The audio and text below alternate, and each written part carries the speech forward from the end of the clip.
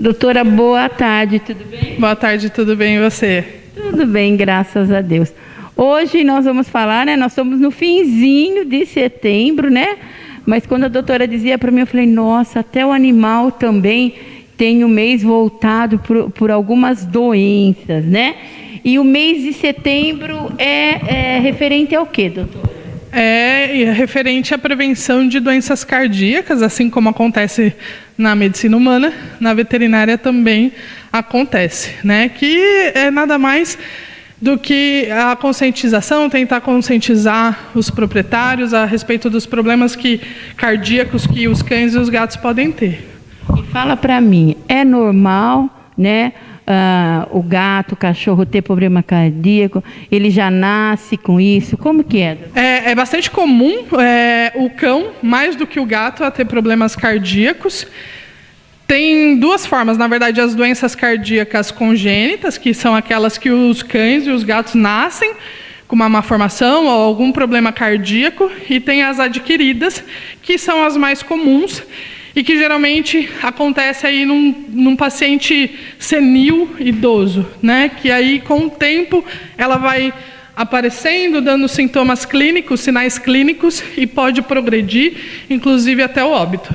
Agora fala para mim, como, né, o dono do animal descobre que ele tem algum problema cardíaco?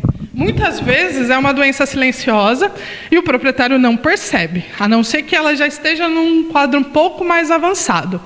E aí como que ele nota? Geralmente é aquele cão ou aquele gato que geralmente era muito ativo, aí já não é tanto mais, ou fica muito relutante ao exercício, ou começa a tossir no caso dos cães, né? A tosse, assim como nos humanos, dependendo do problema cardíaco, também acontece nos cães.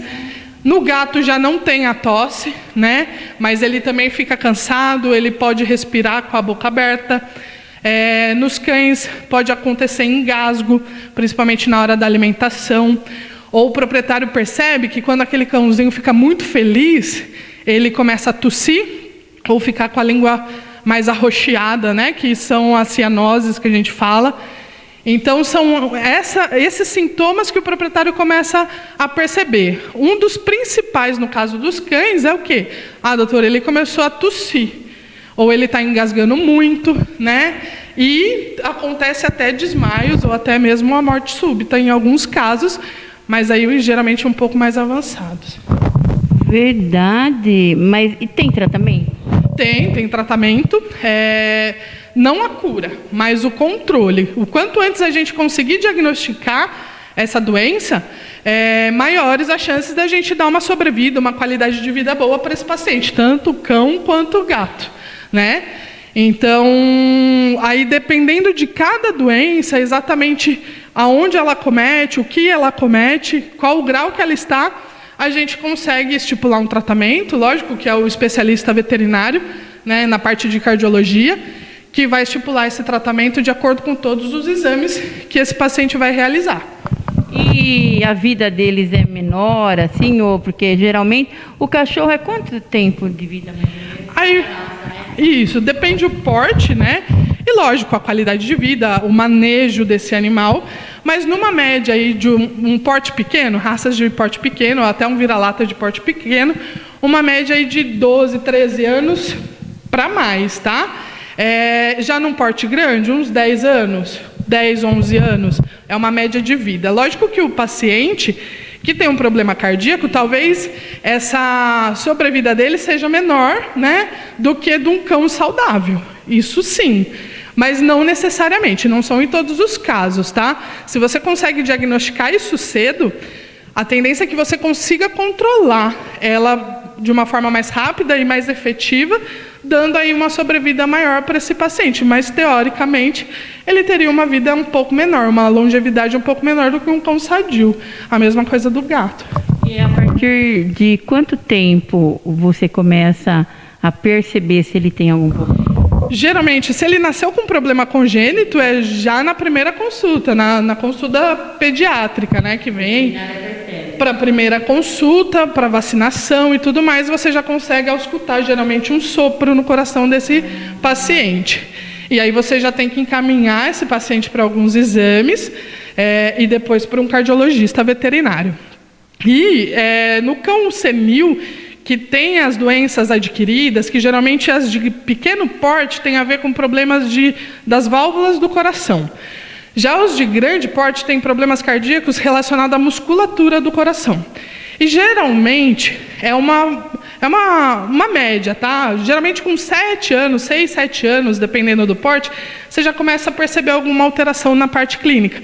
Então, o cachorrinho veio para vacinar ou fazer algum exame de rotina, você ausculta, e aí já percebe que tem um sopro, que antes não tinha, principalmente daquele paciente que você acompanha desde pequeno. Então, e aí a gente já encaminha. Por mais que não seja uma doença a ponto de tratamento, mas você já começa a ter o controle dela e, possivelmente, anualmente, você tem que fazer mais exames para ver se ela não está progredindo, porque aí tem que medicar, né, para poder dar qualidade de vida e sobrevida desse paciente também. Então, mês de setembro, né, voltado, né, mês vermelho, doenças cardíacas, né, nos cachorros, nos gatos, tem como tá aí prevenindo, não é verdade? Primeira consulta veterinária, por isso que é muito importante estar trazendo, né, doutora? Eu queria que antes da gente terminar, você falasse da importância de passar por uma veterinária. Isso desde pequeno, para tudo. É lógico que quando o animal é muito jovem, ele precisa vir anualmente para tomar as vacinas, fazer a vermifugação, ver se está tudo em ordem. Aí, quando ele começa a sair de uma fase adulta para uma fase senil, a gente já tem que começar a fazer o check-up daquele paciente senil. Então, com função renal, função hepática, o hemograma. E a parte cardíaca também é muito importante. E as pessoas não dão tanto valor a isso ainda, né? Mas a conscientização faz parte, é nosso dever como profissional da área, é conscientizar os proprietários, tentar embutir isso no dia a dia para que se torne rotina, né? E naquele paciente que é detectado alguma alteração, acompanhar ele semestralmente, pelo menos, né?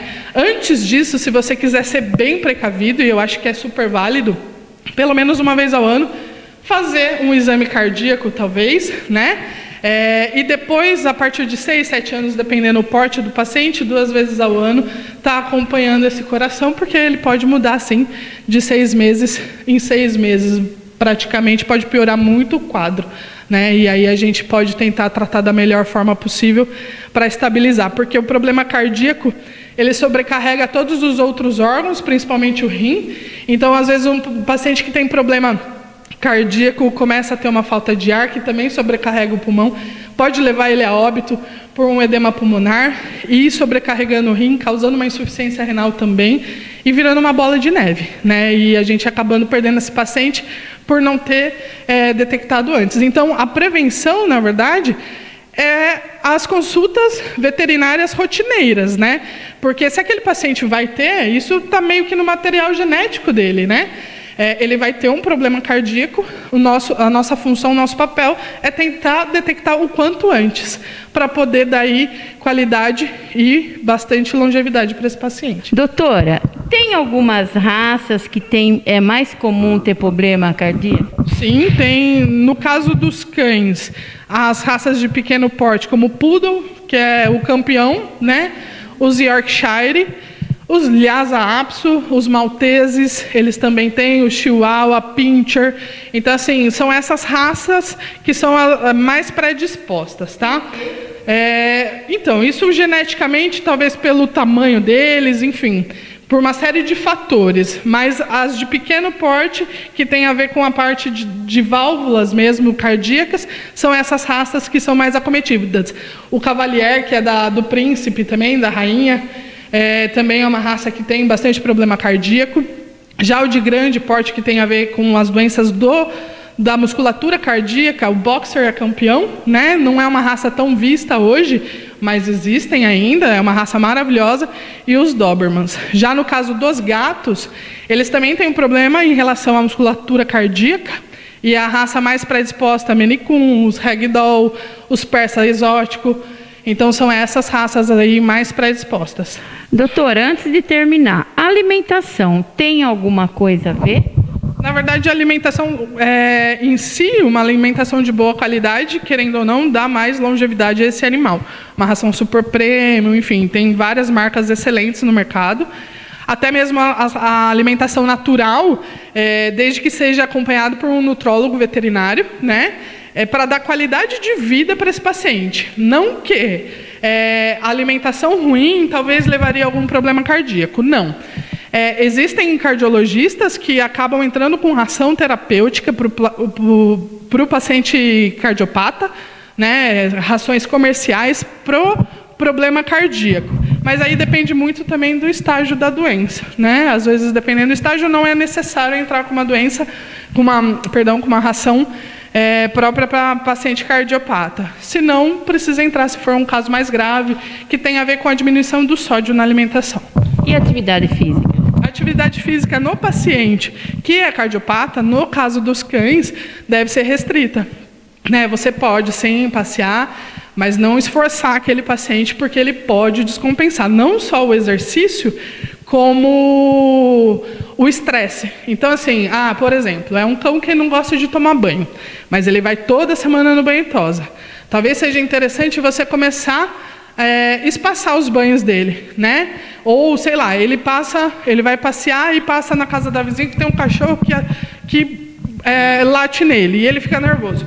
Então, talvez são coisas pequenas, mas que a gente tem que começar a dar uma contornada para evitar expor esse paciente num estresse aí, que pode descompensar, inclusive levar até a morte súbita também. Então, resumindo, né? Evitar o estresse também do animal, né? Se nós que somos seres humanos precisamos muito disso, os animalzinhos também, né? Também, com certeza. Então, fica a dica aí da Petland, né? Aqui tem veterinária o dia todo para estar cuidando do seu animalzinho. Petland aqui é um lugar que realmente você pode vir tranquilo, né? Porque aqui sim tem qualidade. Fica a nossa dica de hoje do nosso animalzinho.